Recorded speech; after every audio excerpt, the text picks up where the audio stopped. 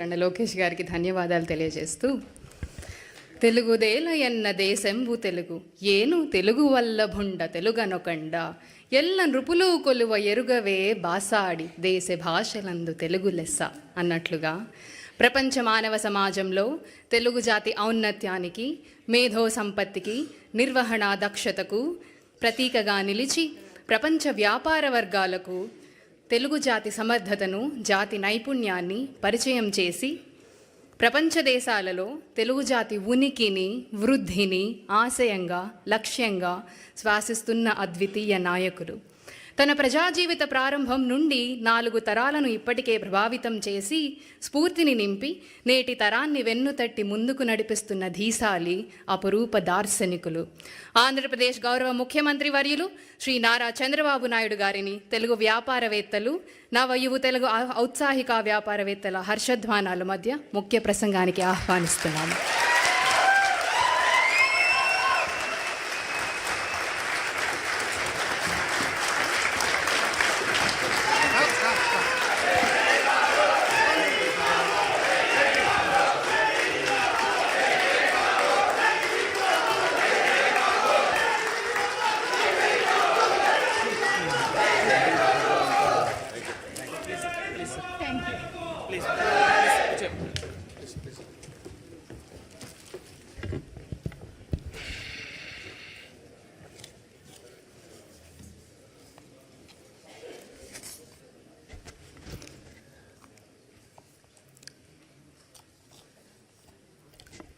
తెలుగుదేశం కుటుంబ సభ్యులందరికీ నా నమస్కారాలు, అభినందనలు, శుభాభినందనలు.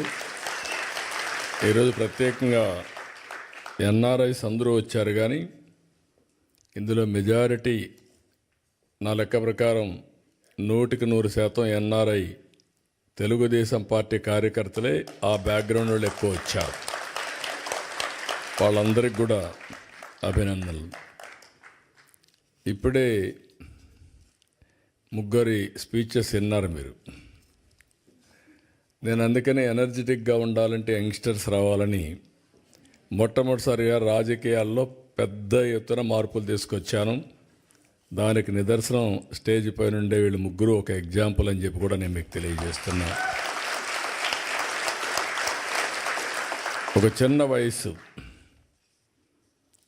అవకాశాలు ఇస్తే అందిపుచ్చుకునే స్ఫూర్తి.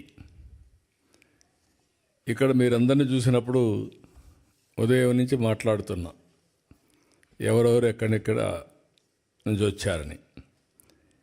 దగ్గర 12 దేశాలు ఇచ్చారు, ఇంకా ఎక్కువ ఉంటాయి, కానీ ఇక్కడ ఉండేవాళ్ళు 12 దేశాలు ఉన్నారు.